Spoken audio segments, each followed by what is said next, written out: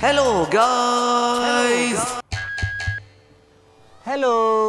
तो भाई मैं बहुत टाइम के बाद वापस आ चुका हूँ। तो आज हम लोग बात करने वाले हैं अबाउट बैड ब्लड 2024 प्रेडिक्शंस। शुरू करते हैं।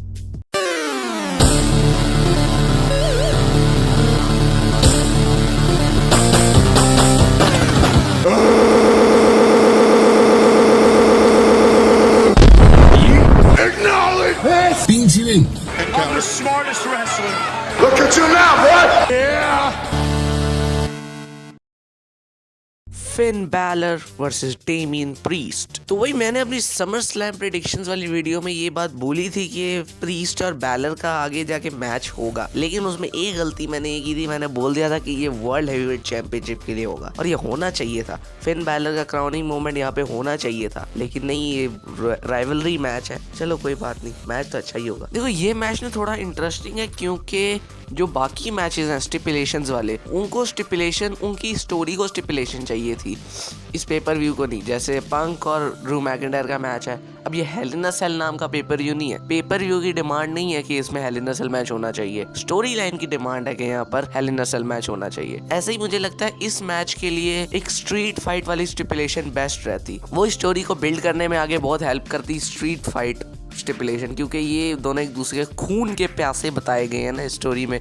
तो I think street fight would be a great choice for this match. और मेरी prediction, with the help of the Judgment Day, Finn Balor will win this match. Finn Balor इसलिए क्योंकि आगे इनको स्टोरी और बिल्ड करनी है, तो उसके लिए पहले हील को जितवाना बेस्ट होगा, फिर उसके बाद जाके बेबी फेस जीतेगा ना फ्यूड एंड करने के लिए। Women's world championship match, Liv Morgan versus Rhea Ripley with Dominic hanging above in the shark cage। तो भाई इस मैच को भी ले लो। डोमिनिक को ऊपर लटकाना पेपर व्यू की डिमांड नहीं थी, स्टोरी लाइन की डिमांड थी। इस पेपर व्यू का नाम बैड ब्लड है। बैड ब्लड के अलावा ये नहीं था कि नाम कि Dominik hanging above the shark cage, ये पेपर व्यू का नाम नहीं है। तो ये पेपर व्यू की डिमांड नहीं है, ये स्टोरी लाइन की डिमांड है। यही चीज तो ट्रिपल एच की हमें अच्छी लगती है। Triple H love you. तो मैंने अपने समर स्लैम वाली वीडियो में प्रेडिक्ट किया था कि जो डोमिनिक है वो रिया रिप्ली को बिट्रे करके लिव मॉर्गन के साथ चला जाएगा, लेकिन मैंने फिन बैलर वाला प्रेडिक्ट नहीं किया था। और उसके बाद इन्होंने अपनी जजमेंट डे बना ली। ओ माय गॉड, अपनी जजमेंट डे। और एक टाइम पे तो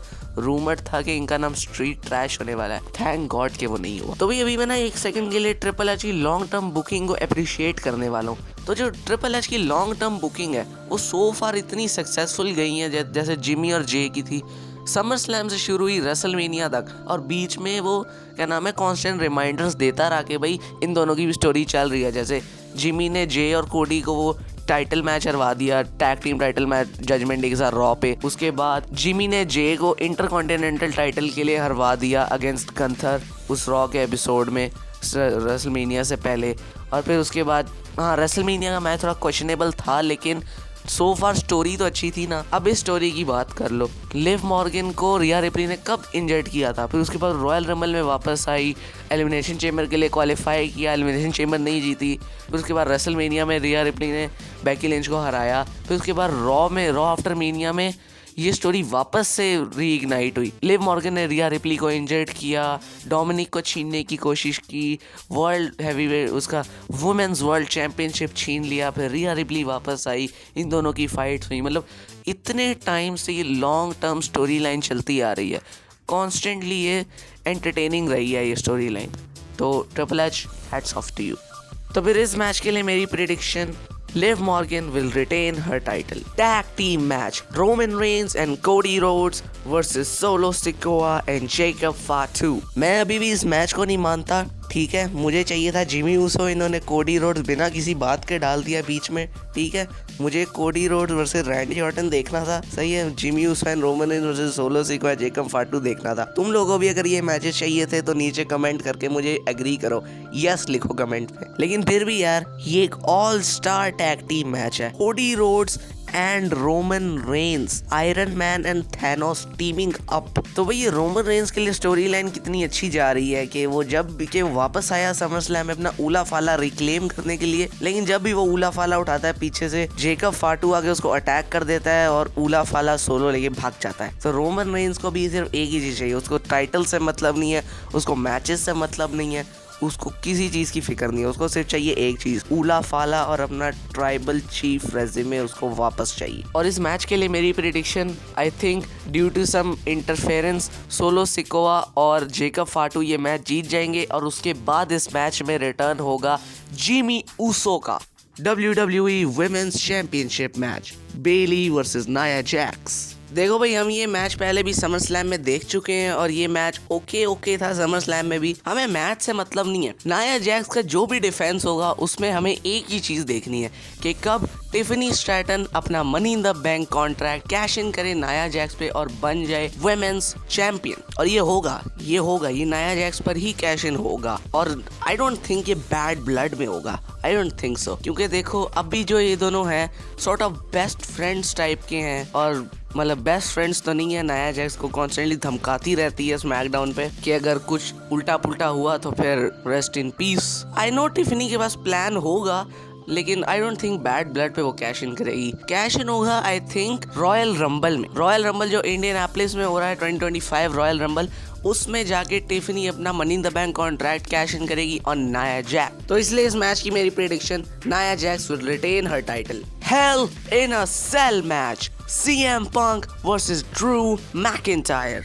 तो भाई ये rivalry since Royal Rumble 2024 to Bad Blood 2024 इतनी एपिक गई है, मतलब the best long term story line in recent memory. भाई देख, CM Punk और ड्रू मैकिंटायर की story line, since CM Punk injured था, कोई फिजिकल एक्शन वो नहीं कर सकता था, तब भी राइवलरी इतनी ज्यादा इंटरेस्टिंग थी।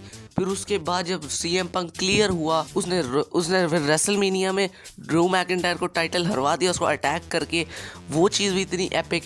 फिर मनी इन द बैंक में जब ड्रू मैकिंटायर ने कैश इन किया सेथ रॉलिंस और डेमियन प्रीस्ट वाले मैच में, उसमें भी CM Punk ने आगे सारा गेम ड्रू मैकिंटायर के लिए बिगाड़ दिया।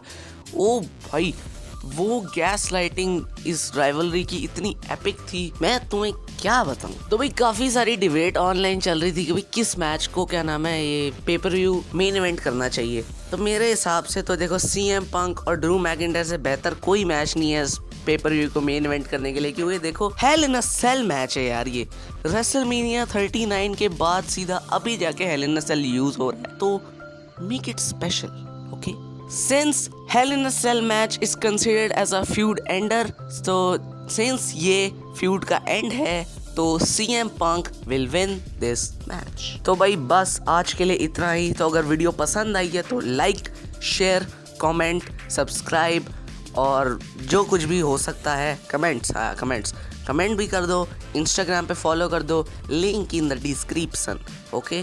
तो मैं जा रहा हूँ वीडियो एडिट करने, बाय बाय।